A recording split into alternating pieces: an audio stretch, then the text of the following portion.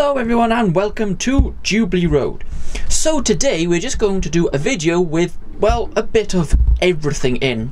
We're going to have a more look at some work that's been going on the layout. I know we just recently had a layout update, but a few things have gone on since then, so I thought let's do another look at some of the work. And yes, you might have spotted that already. This, we're going to start off, this is my Dapple Western. I'm just doing a little bit of work on it.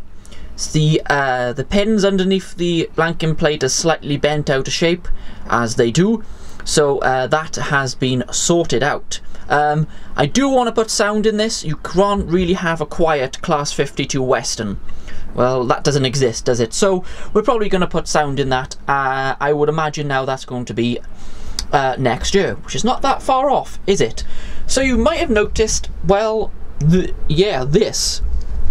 Now, as you can see, it's got a lot of creases in it. You can see that. Now, what I'm gonna do, we're gonna try this first, is actually iron them. Now, get a tea cloth like you get in your kitchen. If you don't have one, then, well, you should have one, really, shouldn't you guys? Most houses do have a tea cloth. So you put the tea cloth on this, and then put the iron on top of that, and just slowly go over the creases. Now, if I can't get rid of the creases, basically this will have to possibly come off the back seam, and I'm going to paint instead the boards which are sort of behind here. There is boards behind here covering the bricks as well. So I'll probably paint the back seam myself, and Steve at GLR is printing out some details like backs of houses, which will be sort of to this area here, and then as it gradually gets down towards the bridge and the castle in the corner, we can have more mountainous sort of countryside scenery over this area.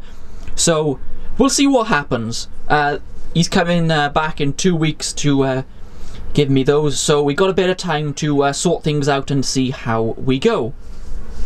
So now if we come to the bottom of the Clifton Valley Railway. So if you're on Facebook, you would have seen the photos of this. We got the point fitted, as you can see there. This is a nice, very nice streamlined point. And I don't know if I'm going to say this, probably not. It's Electrofrog, is that how you say it? I've never had one before. So you do have to have wiring to make the point work. As you can see, the fish plate just there is rubber or plastic, I'm guessing, just here, look, which will make definitely the shorter wheelbase locomotives run very much better than they normally would. Now, it's a good idea for the Clifton Valley Railway because they do use much smaller locos at lower speeds, so I thought that would be a good idea. Now, the signal box is lit, but obviously you can, well, it's not connected, but will be.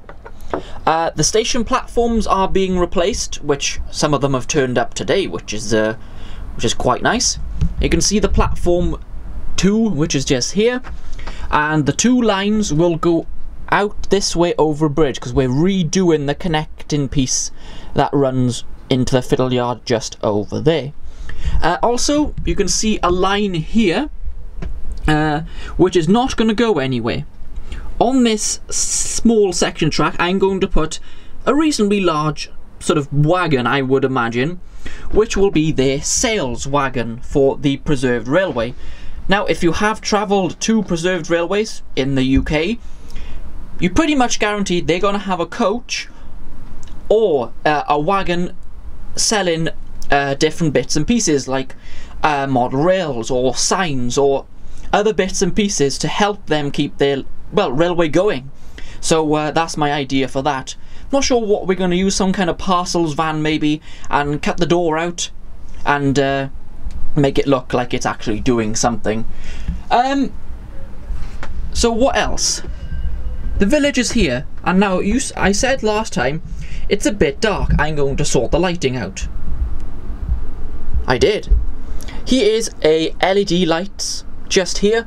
They're not on at the moment because I'm only ever going to use them when I'm filming in this area. I don't want to draw too much power because obviously there's a lot of power on the layout already. So that runs fair way down there. It's about 3 meters, which I picked up on eBay, and it comes with a remote control and you can make it all different colors, but I'm not planning on having a disco up here, to be honest, guys. But you know, I suppose it's nice, it will do that. And then we do have the lights. These are the Gauge Master, but they DC Concepts, I believe, who designed these originally, but they are very nice. Okay, that decided to run off. These are really nice GWR lamps, oil lamps, which you need on the station, so they will be going on the platforms, well, the new ones. So, right, let's go to my workbench, which, by the way, guys, before I show it to you, is a tip. As usual. So, I said we got new platforms. Here they are. Now, I have gone for these Hornby resin ones. Yes, they are not the cheapest, but for a preserved line platform, these are perfect. I might dull them down with a bit of weathering. Wash, maybe. I think that would go down quite well. But these are the first 2 to actually turn up, so I got a few more on the way because I need more than 2. But yeah, they will be good. So underneath the platforms then, I managed to find this. As you can see, this is a nice sheet full of old railway advertising signs. Now I thought, oh, that would be perfect for the Clifton Valley Railway. Attach them to the fence, buildings, and if we can go, fair price models. Probably try and stick that one on the sales wagon that I'm going to put in the platform. That would be really nice. It's on pretty good sturdy card actually, so it says to cut out with a knife, but me and knives, well, I'll probably end up cutting myself. Yeah, well, never mind. Here's the controller look for the lights. You can see how many colours I got, for goodness sake, come on. I only needed white, but well, never mind that, it works. So, also, I have a new microphone. Not the one I'm using for this video, so you probably won't notice a difference. So, what did I buy this time? Well, we have one of these. Whoops, there we go. A Rode mic. Now, I've heard a lot of good reviews on these. Got a bit of fluff on the end of it, don't know where that's come from. Oh well, I've heard good reviews on these mics. They weigh absolutely nothing. You wouldn't even notice that on the top of your camera. Runs off the camera battery, which is good. Yeah, it's good quality, and also it came with this. Well, what do you call these? Well, dead cat? I know that's not a very nice word, is it? But I believe it's a dead cat. Just call it that, or a fluffy thing. I don't know. Now, if you are filming outside, you're gonna need one of these. You really do. If you're gonna film outside without one of these, yeah, that's not gonna work. Any bit of wind will, well, ruin your video, to be honest, and, well, you don't want that, do you? So, that's it for the layout, to be honest. So, there's just a quick talk now. I know I've been talking for 8 minutes. You're probably saying, for goodness sake, shut up. I'm telling myself to shut up, but I keep going anyway. Now, obviously, we are coming up to halfway through November already. I don't know where the time has gone. And that means the end of the year is very, very fast approaching. So, those of you who watch my channel for the out and about videos, now there are still more to come. There is a video which I filmed at Cardiff Central, so we'll have a look at the movements and trains there. Not sure when it's going to be uploaded, but it will be before the end of the year. Also, we have a video coming from 7 Tunnel Junction, which is next Thursday, from the day of uploading this video. I will be there from about 9:30, 10 o'clock in the morning till, I would imagine, about 5ish, so it's going to be a long day. Some nice things to go through. We have the Class 56's coalesce, hopefully we'll go through, and more importantly, Union of South Africa will be passing through that station, so it'd be great to see an A4 back in Wales. It's been a long time since that happened. So that's that video. If you want more details, and if you want to join me, I'm going up with a few others, just let me know and you come and join us, guys, at Severn Tunnel. Have a good day out. Bring food if I were you, because it's Severn Tunnel, well, there's nothing. Also, I do have another trip possibly planned to go to Birmingham Moor Street to film the Polar Express, which is running on quite a few dates now between now and December. It runs 4 times a day, either with Rood Ashton Hall or Clun Castle. I'd rather Clun Castle because I've never seen it, so that's also coming. And if you have had any experiences of filming at Birmingham Moor Street, please let me know, because I've never ever filmed there before and I don't even know if you're allowed, to be honest. So that is the out and about videos. There's a few still to come, guys, so don't worry. So the last bit then of this video, I recently got a new loco. You might have just spotted it just there. Now it's a Hornby Class 153 in a livery that they haven't made yet. Should we have a look? I think we should. Look at this, guys. It's a GWR liveried Class 153. Now this is not the Hornby release. Yes, it's a Hornby model, but it's not a Hornby release yet. They are on their way out.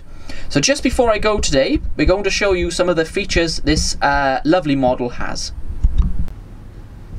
So then, as I said, this is a custom model done by GLR Bespoke Services. He's done a good job, fair play. He's resprayed it and he's done quite a few other bits. So let's just have a quick look. We do have, obviously, directional lighting. Also, we have interior lighting. Now you notice they don't just come on very quickly, they're like a fade in sort of effect. Let's try that again. You see that? They've just fade in, and there are passengers fitted as well. So also, if I press function 1, yes guys, we have a sound fitted Class 153. I've got to be honest, it's very lifelike. I really do like it. So we got some horns. I found one there. Yeah, it's really good. And this has a brake function.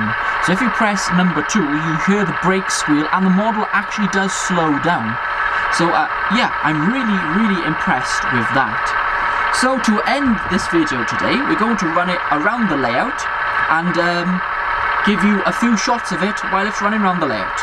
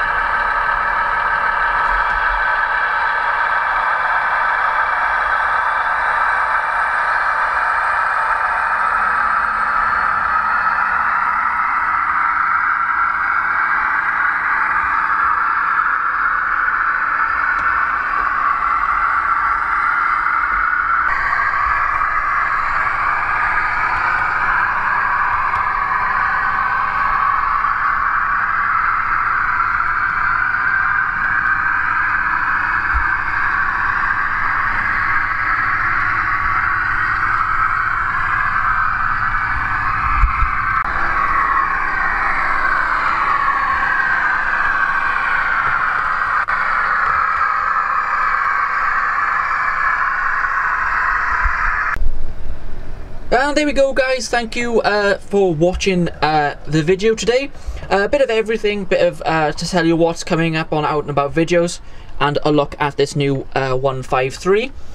So I'll be back here at Jubilee Road or on location, well, very soon. Bye everyone.